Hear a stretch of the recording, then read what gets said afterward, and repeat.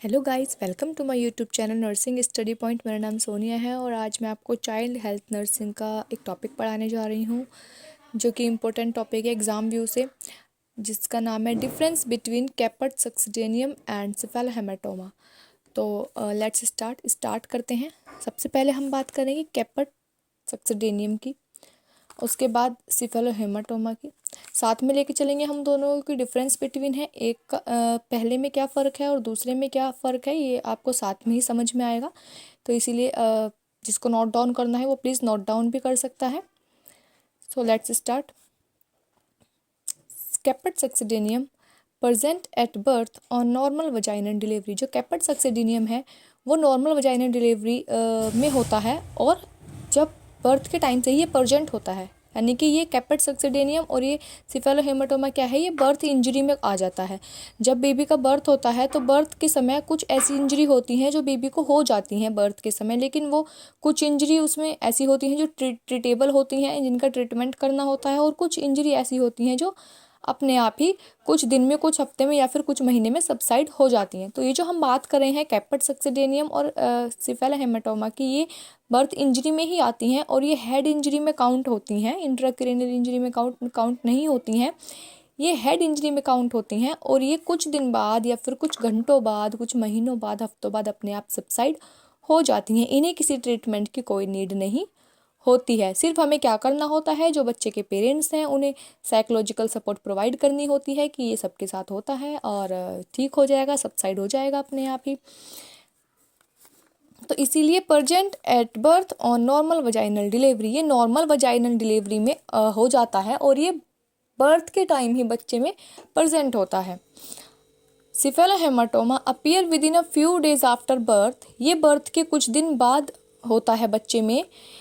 और नॉर्मल और व फोर्सेप डिलीवरी, नॉर्मल डिलीवरी में, फोर्सेप डिलीवरी में। फोर्सेप डिलीवरी क्या है कि बच्चे का जो हेड होता है वो लार्ज होता है और जो वजाइनल ओपनिंग होती है, जो पेल्विक होता है, उसकी ओपनिंग उतनी ज़्यादा नहीं हो पाती है। तो जब बच्चे को फोर्सफुली हम डिलीवर कराते हैं, फोर्सेप डिलीवरी बोलते हैं उसको, फोर्सेप होता है, उसे क्या करते हैं कि उसको स्पेस को ओपन करने के लिए उसके थ्रू बच्चे की डिलीवरी की जाती है, तो उसे बोलते हैं फोर्सेप डिलीवरी। तो उस टाइम बच्चे के हेड पे जब प्रेशर पड़ता है तो ये इंजरी हेड इंजरी में आती है, तो उस टाइम पे उसको बोलते हैं कि ये नॉर्मल डिलीवरी तो नॉर्मली होती है बट फोर्सेप के थ्रू की जाती है, तो इसलिए ये बर्थ के कुछ घंटे बाद या कुछ दिन बाद अपीयर होता है और ये नॉर्मल फोर्सेप डिलीवरी में हो जाता है। कैपेट सक्सिडेनियम में lie on suture not well defined. जो सूचर्स होते हैं, सूचर जो होते हैं स्कल में, जो मेनली सूचर होते हैं, वो अच्छी तरह से डिफाइन नहीं होते हैं कैपेट सक्सिडेनियम में। सिफेलोहेमाटोमा में क्या होता है, well defined by suture gradually developing hard edge, यानी कि सूचर वेल डिफाइन होते हैं और ग्रेजुअली डेवलप भी होते हैं, वो हार्ड एज होता है उनका। अब बात करेंगे कैपेट सक्सिडेनियम की सॉफ्ट पिट्स ऑन प्रेशर। जब हम प्रेस करके देखेंगे बच्चे के स्कल को तो वो प्रेस हो जाएगा नीचे की तरफ, सॉफ्ट पिट्स होगा उसका, सॉफ्ट होगा वो स्कल, और जब हम प्रेस करेंगे तो वो नीचे की तरफ प्रेस हो जाएगा।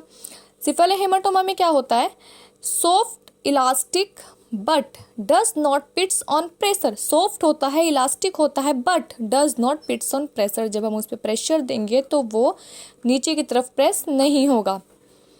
कैपेट सक्सिडेनियम में स्किन एक्रोमेटिक, स्किन एक्रोमेटिक का मतलब होता है कि स्किन पर रैशेज हो जाते हैं बॉडी में, कहीं भी, आइज़ के ऊपर या फिर आइज़ के अंदर या फिर फेस पर, बच्चे की बैक पर, कहीं पर भी क्या होगा, रैशेज हो जाएंगे, तो उनको बोलते हैं स्किन एक्रोमेटिक।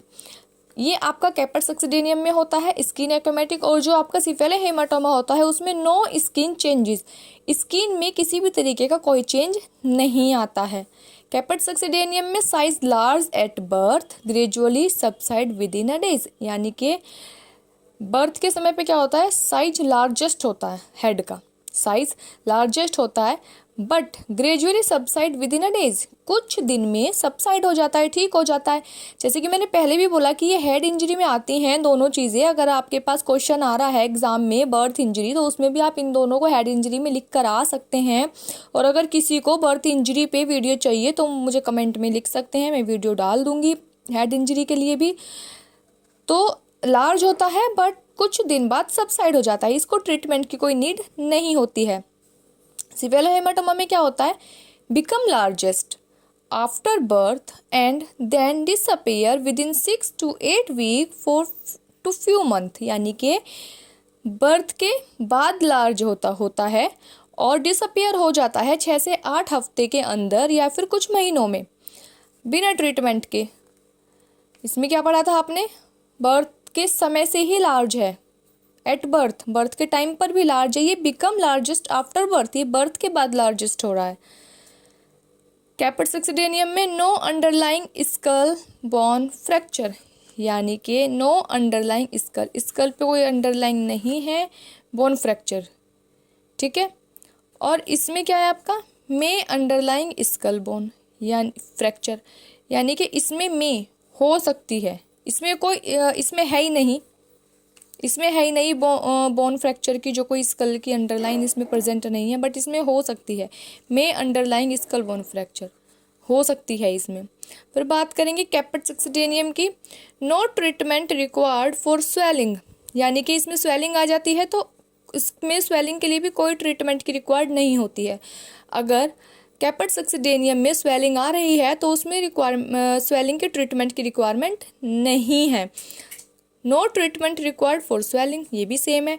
सिफेलोहेमाटोमा में भी अगर स्वेलिंग आ रही है तो ट्रीटमेंट की रिक्वायर्ड नहीं है। मेनली इन दोनों में ट्रीटमेंट की रिक्वायर्ड नहीं होती है, ये कुछ दिन में, कुछ महीने में या फिर कुछ घंटों में अपने आप ही डिजीज़ ये सबसाइड हो जाती है, और इसे डिजीज़ भी नहीं बोलेंगे, ये बर्थ इंजरी है, बर्थ के समय हो जाती है। और ये किसकी कमी से होती है, स्टाफ की कमी से ही हो जाती है, नर्स की कमी से। एक नर्स है जिसे सब कुछ आता है, वेल ट्रेंड है, तो वो एक तरीके से जो स्टेप होते हैं स्टेप बाय स्टेप बेबी को डिलीवर कराती है। बट अगर एक नर्स है जिसको कुछ नहीं पता है, जिसको स्टेप भी नहीं पता है किस स्टेप से प्रोसीजर होता है जब बेबी डिलीवर होता है, तो उनकी कमी से क्या होता है, ये इंजरी कोज हो जाती है।